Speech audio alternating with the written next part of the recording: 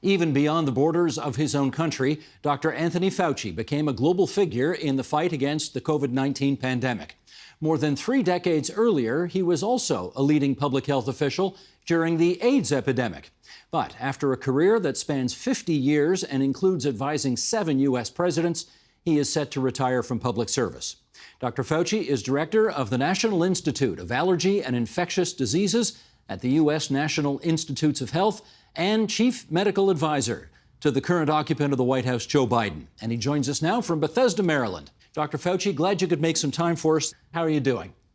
I'm doing very well, Steve. Thank you for having me. Pleasure to be with you. Glad to hear it. I don't know what things are like where you are, but let me just set up this first question by saying that oftentimes here, I get the feeling most people think COVID is over. I see very few people wearing masks at sporting events or on the subway or on a streetcar. The very strong sense and desire seems to be we want things to go back to normal, and yet 1 million Americans have died of this thing, and it's not over. And I wonder if I could just start by asking you, when you hear that number, 1 million dead Americans, what goes through your head? Well, a lot of things go through my head, Steve. One is the awful tragedy of this fact that we have lost over 1 million people in this country. Some of those deaths were unavoidable, particularly at the time when we did not have any really meaningful countermeasures except pure, typical public health measures of masking and avoiding congregate settings. The thing that's very painful about it now in the current context is that we have highly effective vaccines, fortunately for us, particularly vaccines together with booster shots, because this particular virus is unlike any virus that we've had to encounter because of the fact that variants continue to pop up and elude the immune protection. But one of the real tragic situations in my own country is that only 67% of the population is vaccinated. And of those, only 1/2 have received a single boost when we should be having everybody getting 2 boosts. So we can do much better. And unfortunately, we're not making full use of the countermeasures that we have. So in and of itself, this virus and this pandemic has been very tragic for the entire world, including the United States. But added to the tragedy is the fact that we have not utilized the countermeasures. But with regard to your question, Steve, you're correct. People really want to put this behind us. It has been a terrible ordeal for now almost 3 years. We are well into the 3rd year, where it started in January of 2020 as we approach the turn of the year now. However, there is a difference.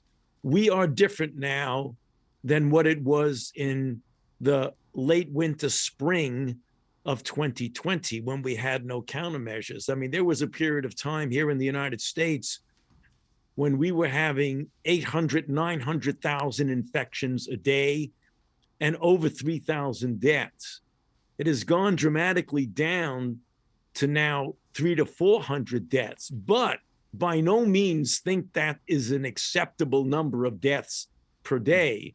So even though it isn't as fulminant as it was, it still is a problem that we need to address. We can't deny that this is still a significant problem.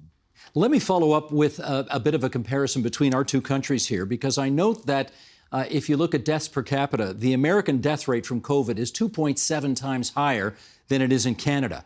And I wonder what you think accounts for this rather massive gap. I think it's probably something, Steve, that's multifaceted. It has to do with the disparity of health care accessibility in this country. We have populations in this country, I believe, are demographically a bit different than those in Canada. We also have a situation where we don't have a uniformity of response. You know, our country geographically, from the standpoint is very large, similar to Canada, but we have such discrepancies and differences in different regions of the country in the ability to accept the importance of vaccines. And in fact, in some regions of the country, we even have active pushback about countermeasures of masking and avoiding congregate settings and getting vaccinated. That has led to a number of avoidable and unnecessary deaths that I think are disproportionately higher in the United States than it is in Canada. And that's really unfortunate. We have a great deal of disparity. What people do in the northeast of our country is much different than in the southern states.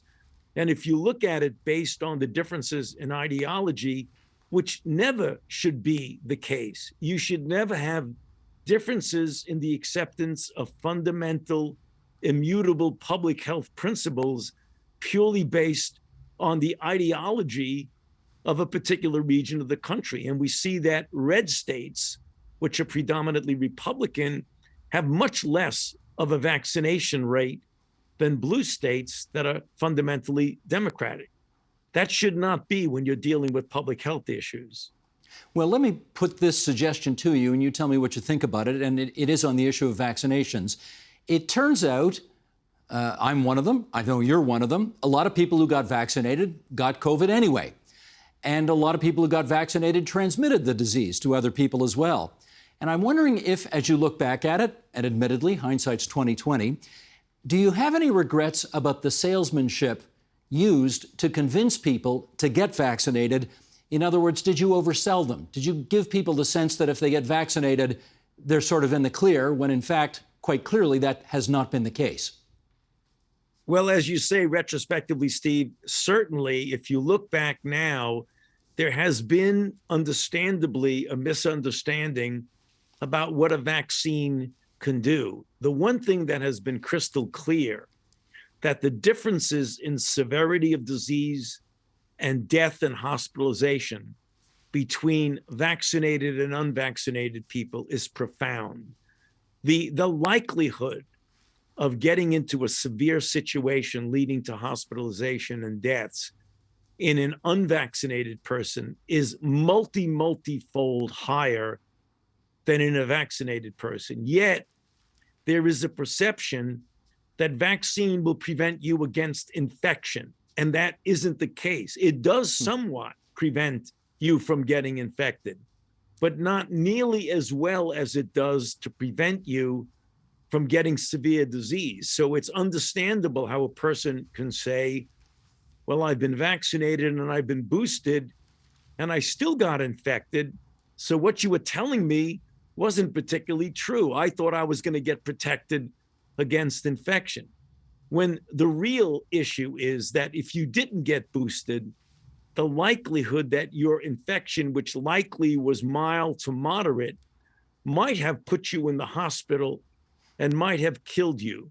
That message in the beginning was not as clearly articulated as it likely should have been. Now we know, and we say that all the time, you get vaccinated and boosted to protect you against severe disease. But it is understandable how early on, when the vaccines first came out, that people had the understandable perception that it was going to protect them against getting infected. The other thing that we didn't fully appreciate early on is how elusive this virus is. This is completely unprecedented, Steve, that a virus would have these number of variants literally within a single year. I mean, I was just on a conversation with some very, very well-established evolutionary virologists who say that every several years, influenza evolves into a new variant every few years. Whereas with COVID, literally every few months, you get a new variant. That is unprecedented with any virus that we have ever experienced.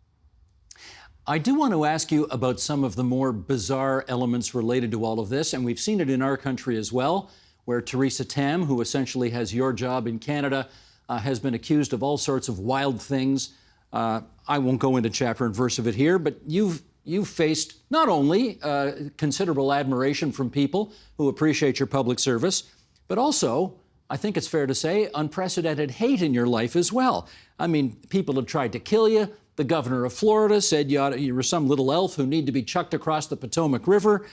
Why do you think there's a, I mean, it's some of the stuff is laughable, I agree. Why do you think such a sizable chunk of the American population not only distrusts you, but has actually come to despise you? Yeah, what I think it really is, Steve, is a reflection of the profound divisiveness that we are experiencing in this country, the likes of which I have never seen. I'm an elderly person. I'm 81 years old. I've been involved here at the NIH for almost 60 years. I've been the director of the National Institute of Allergy and Infectious Diseases for 38 years. And I've been involved with multiple outbreaks, leading from HIV/AIDS through Ebola and Zika and pandemic flu and the anthrax attacks, and now COVID. I've never seen a public health issue get entangled in political divisiveness, the depth of which we see in this country. It really is striking. And it should never spill over into the field of public health. But COVID has become, instead of the country recognizing that we have a common enemy, the virus, and we need to pull together against the virus, it has become a part of the divisiveness in the country. So it becomes like, if you don't think the way I do, you're the enemy, instead of saying, we have differences of opinion, but the real enemy is the virus, not each other. And that's the reason why, as you said, I've been finding myself in the very unusual and unprecedented situation of, because of the things that I say that have nothing to do with politics. I've never gotten involved in the political arena at all. It's always been talking about public health principles that, on the one hand, I'm considered the savior by some, and as others, I'm the boogeyman, the bad guy to others. No, I mean, I've read statements from previous Democratic and Republican presidents, all of whom have sung your praises, so we know you're not a partisan person. But admittedly, a bit of a tangential question here. You're going to be 82 on Christmas Eve.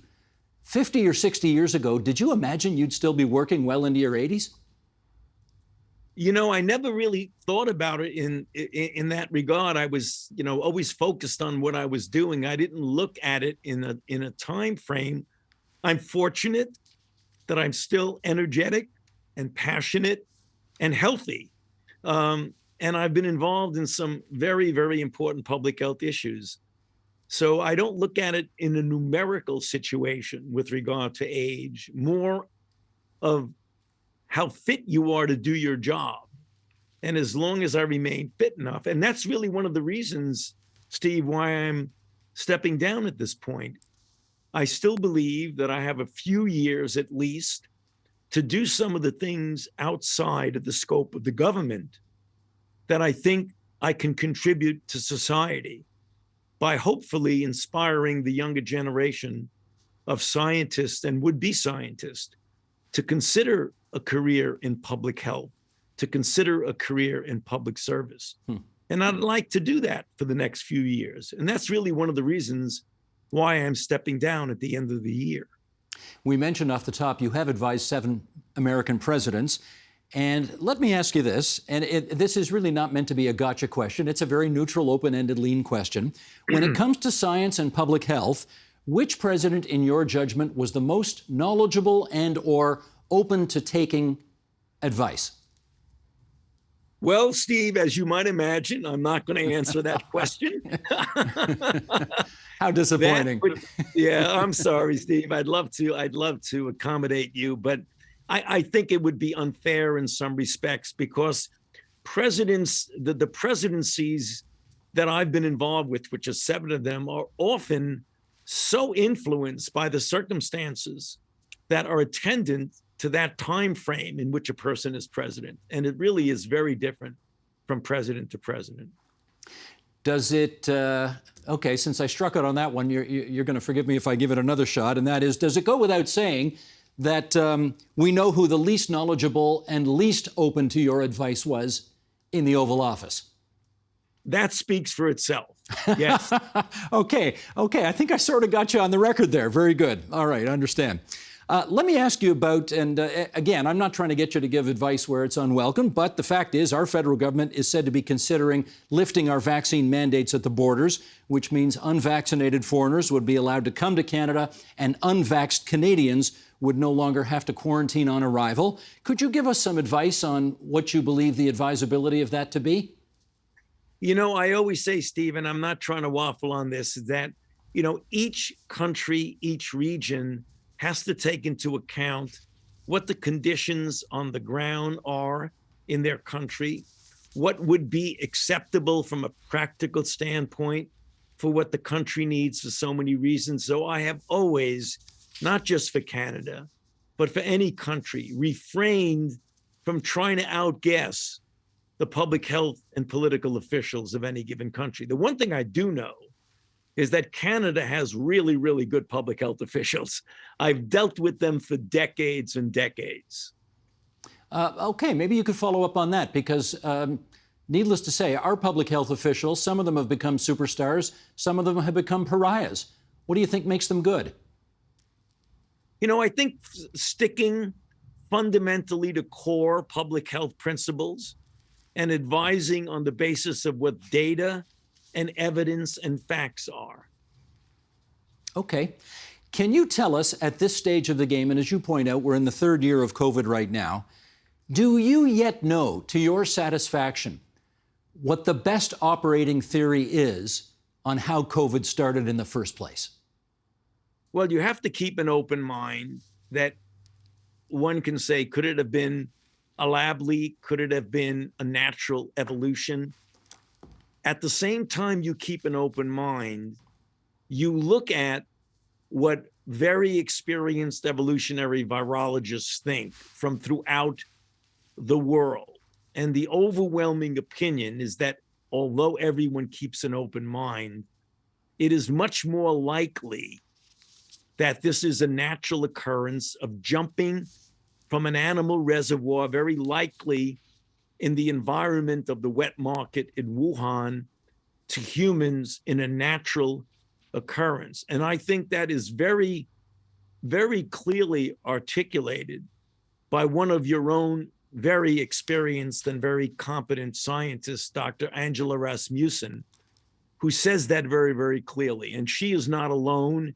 She's accompanied by many of her colleagues throughout the world. So at the same time as you keep an open mind, you've got to look at what the most likely cause is. And in that regard, I agree with Dr. Rasmussen.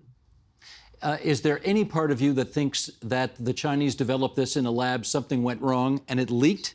Any part of you that buys that? Well, it's a question of buying it or leaving an open mind. I have an open mind to all responsibility. I think that's unlikely, but always keep an open mind at the same time as you look at the data and the evidence. And for example, Dr. Rasmussen was one of the authors on a very important group of papers that very carefully looked at that and came to the conclusion that it is most likely, not definitively, but most likely a natural occurrence. Okay. Dr. Fauci, how does COVID end? Or does COVID end? Well, I don't believe we're going to eradicate it. That's not the nature of this virus. We've only done that with one virus, and that was smallpox, which doesn't change much from decade to decade, or even from century to century. We've eradicated it because we had a virus that doesn't change and that gives lasting immunity from a vaccine or from infection. I'm not so sure we're even going to eliminate it from the United States and Canada and other developed nations, because again, it varies, it changes every few months. And at least in the United States, we don't have durable immunity because people do not readily get vaccinated. Only 67% of our population is vaccinated. And even if you do get vaccinated, the durability of immunity is measured not in decades, but is measured in months to years. But I do think that we all can get it under a better control so that it is at such a low level that it doesn't disrupt society. I think if we combine the immunity you've gotten from prior infection together with vaccination and intermittent boosting, perhaps on a yearly basis, I'm not sure, but perhaps on a yearly basis, I believe we can get it under adequate control, that it doesn't disrupt us the way it has over the last 2.5 years. Dr. Fauci, we are truly grateful for your time for the people of Ontario and on TVO tonight. We're glad we were able to get you before you retired from your current responsibilities, and we wish you well with whatever comes next. Thank you very much, Steve. It's good to be with you. The Agenda with Steve Paikin is made possible through generous philanthropic contributions from viewers like you. Thank you for supporting TVO's journalism.